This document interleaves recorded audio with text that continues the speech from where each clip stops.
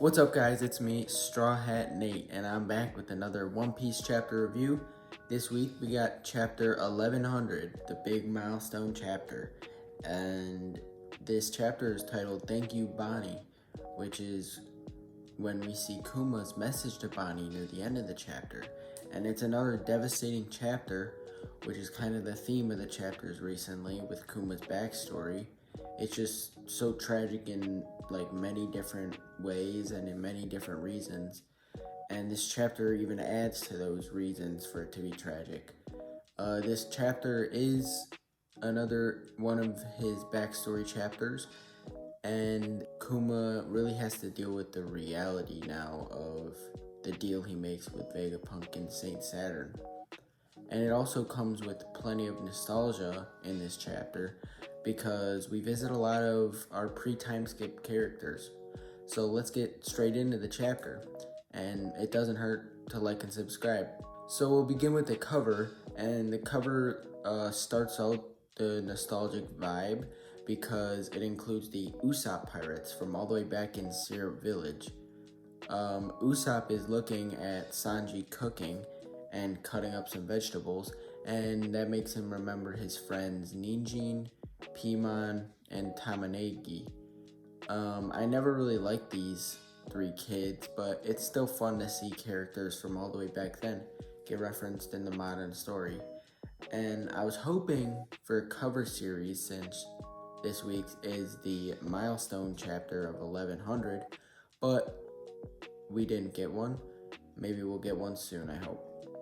And now we can begin the actual chapter in Lab 08, where we left off last chapter with Admiral Kizaru pulling up to the island. And Kizaru, we know, is friendly with Dr. Vegapunk, and he has to tell him here that Vegapunk should be more cautious of the surveillance on the island. Vegapunk naively just came into Lab 08 and didn't check the interior for any transponder snails, but they were there and they were keeping track of his every move because that's how the government is in One Piece. And we see Kizaru's marine group that he comes here with, and the only noteworthy character among them is X-Drake, who is the future supernova. And Kizaru then pulls out Saint Saturn's transponder snail because Saturn has to have a word with Vegapunk. And he says that he will not have a man with a 298 million bounty, which is Kuma's revealed bounty, and it just gets revealed here. He will not let that man be the base for all these clones for the world government. And Saturn, even though he doesn't want this, he has an idea of how to make this happen with his 3 rules, and these rules aren't too nice. Saturn firstly tells Kuma that he has to become a warlord because being a warlord would give him respectability and prove his allegiance with the government. And it's actually perfect timing because we learn here that a former warlord just got recently taken out by Ace. And we don't get a clue on this man's name or who he is at all. And secondly, Kuma has to modify his own body to become a weapon of the government. So remember, Kuma was originally supposed to just become the model for all these clones, but nothing actually is going to happen to him under Vegapunk's plan. But now with Saturn's plan, Kuma has to be made into a cyborg too. But with all these powerful enhancements, they can't be sure he won't rebel, since he was a revolutionary after all, and Saturn knows about all this. So Saturn's third and last condition is that Kuma must give up his free will and individuality. And with this, Vegapunk absolutely rages out because taking a cyborg's personality is pretty much the same as actually just killing him, if you think about it. And Vegapunk's good nature won't let him kill anyone.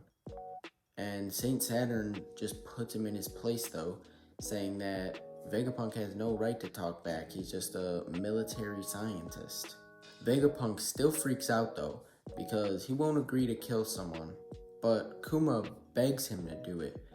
It really shows Kuma's selfless personality, because he's willing to do all of this just for Bonnie's health.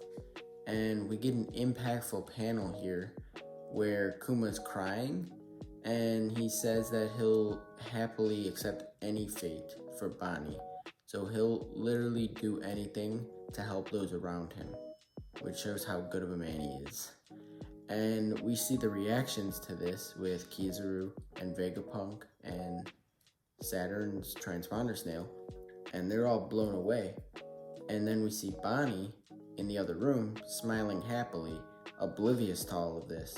Upon a question from Saturn, Vegapunk describes the time frame that this all is gonna happen. And Bonnie's cure.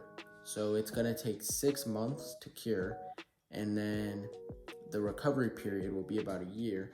So that makes a year and a half total for Bonnie. And then on the other hand, Kuma's modifications will take at least 2 years.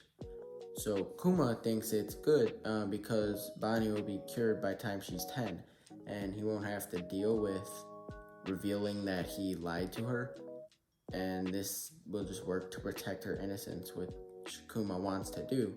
And Saint Saturn, again with his stipulations, says that Bonnie must remain in custody of the world government because he's afraid that Kuma, after the 1.5 years is up, will betray the world government for her. And Vegapunk, again in this chapter, gets enraged at Saint Saturn because Kuma won't even be able to see his daughter under this plan, the daughter that he gave his own life to save. And Saturn just straight face says yes, he will never get to see her. And this is just cruel of him and cruel of the world government.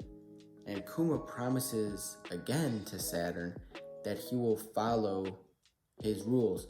So Kuma has one request though. Kuma wants Bonnie to be sent back to the church in Sorbet Kingdom to protect her from the truth of all of her illness and stuff. And Bonnie cannot be sent to some soulless government facility in Kuma's eyes because that would be just a bad fate for her. And Saturn says very well then, because it doesn't really matter where. The Sorbet Kingdom is still under the supervision of the world government, so they could still just watch her at all times. So he's fine with this. And now, for the next 6 months, where Bonnie's being cured, Kuma and Bonnie stay on Lab 08. Kuma meets Bonnie's new weird friend, as she says, Sentomaru. And we see that Vegapunk now gets to work on his calculations, and this is where he actually wishes there were more of him, which is the base idea for the satellites, which he makes. And there's a montage of panels of Kuma and Bonnie getting treated, with also some wholesome scenes of them like hanging out with each other, like Bonnie drawing Kuma and them sleeping. And we even get to see a nice wholesome big pizza party, and it's Kizaru, Bonnie, Sentomaru, Kuma, and Vegapunk. So it's truly a nice big friendship that they form between them all. And the 5 of them, even probably Kuma taught him, but the sun god dance is what they do. And this is like Kuma's favorite dance, and we've seen him do it so many times in this backstory. And a half a year of fun passes, and it's time for Bonnie now to go home to Sorbet. So Kuma, he brings Bonnie back home to the church, where all the elders from Kuma's church greet him and her. And Bonnie is excited because she can go outside in about a year, and she tells this to all the elders, and they all are super happy about it. And considering the timeline, after this year passes, she leaves the island nearly as soon as possible to become a pirate and become a supernova. Queen Dowager Connie arrived to greet Bonnie and Kuma also, and Connie is like a grandmother figure at this point, and Kuma tells Bonnie that he must leave now and he won't be back for at least a year, but we know that he won't actually come back at all. And Bonnie wants to travel with him when he comes back, so Kuma just has to keep a smile and say that, yeah, he's excited to travel with her, even though we know that that can't happen. And of course, the government needs to be watching, so they send a nurse who's part of Cypher Pole 8 actually. This nurse's name is Alpha, and she looks very similar to Khalifa, another Cypher Pole agent. And Alpha is very nice to the child, Bonnie, while being very demanding with Kuma, because that's probably what she was told to do by her bosses. And she will also stay to take care of Bonnie for this next year. And as Kuma goes to take leave for good, he tells Bonnie, "Thank you for being born," which is a very heartwarming moment. Now comes my personal favorite part of the chapter, where we get a reaction montage from a lot of old characters.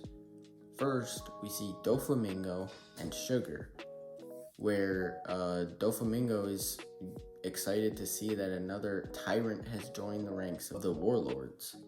And we see Crocodile and Nico Robin, who would be Miss All Sunday at this time.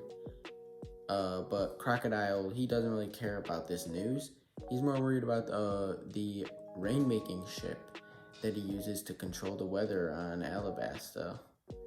And we see Mihawk, another warlord, and he has no real reaction. We see Alvida and Kobe for some reason, even though they're so weak compared to all the warlords that we just saw. But Alvida thinks she's strong enough to take on Kuma, which obviously she's not. Next, we see Whitebeard's ship, and with Whitebeard, there's Ace, Marco, Jinbei, and Blackbeard. And Ace in particular seems excited about this new warlord, even though he's the one who just took out the last one. We see Bo Hancock on Amazon Lily, and she doesn't really care. But Gloriosa thinks she should care because it's important news. A new warlord is a big deal. And we see Gecko Moria and Perona talk about Kuma. And then we see Dragon, Kuma's former ally in the Revolutionary Army, just say nothing like he usually does. And lastly, we see Sabo and Koala, who are shocked by this news because Kuma, their Revolutionary Army friend, would never work for the government in their eyes. This has to be very confusing for the Revolutionary Army who know him. And now, Kuma writes a letter to Bonnie because Saturn never technically forbid writing letters. He forbid them from seeing each other, but not that. And he tells her that he is okay and he's traveling with his pelican friend and he's looking for interesting places to go with her. And this is just keeping her hopes up for the future, even though it's not gonna actually happen. And he hopes that everyone on Sorbet is doing well. And one thing to note is that his Jolly Roger on his ship, interesting enough, is the picture that Bonnie drew of him back in Lab 08, this chapter, which is kind of a cute touch. And it doesn't really seem like a menacing Jolly Roger, though. I doubt that any pirates would fear Kuma's ship until they actually see that it's Kuma inside. Now, on the last panels, we see Luffy. Luffy before the actual main story of One Piece. So he's training with a tiger. He's probably about 16 years old here because he was 17 when he became a pirate in episode 1. And Kuma and his ship are sailing to Fuchsia Village where Luffy is. And what Kuma is here for, I don't really know. It's probably something important though. My guess is that it's something to do with the sun god. And that's the end of the chapter though. Kuma really just has a great extensive backstory, and it's crazy how it like connects with all these characters and events. So we get to see so many in this one chapter. There is so much switching from the cute moments of Kuma's backstory and with like Bonnie and stuff to like the brutal tragic moments that permeate the entire backstory. And it's just like weird to see. And I also got to thinking about how Bonnie learned this all in the present story. So she must have developed exponentially in that room with Kuma's memories, because a lot of this stuff is really heavy, and especially it would be for her. And I think this situation at the end of the chapter where Kuma's about to talk to 16-year-old Luffy might lead to Luffy and Kuma talking about Luffy's fruit and about Sun God Nika.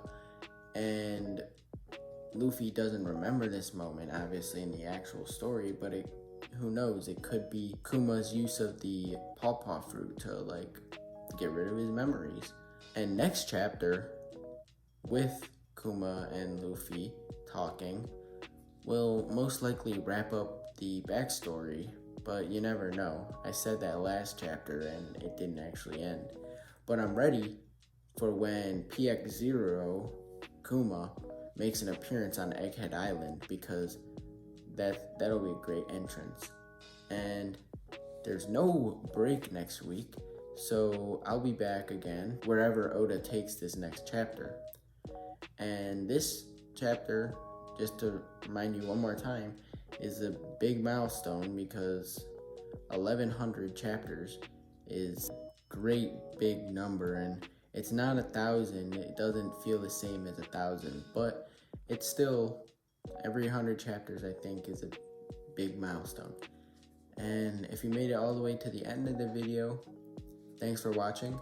Like and subscribe because it will help me out greatly. And I'll see you guys in the next video. Bye.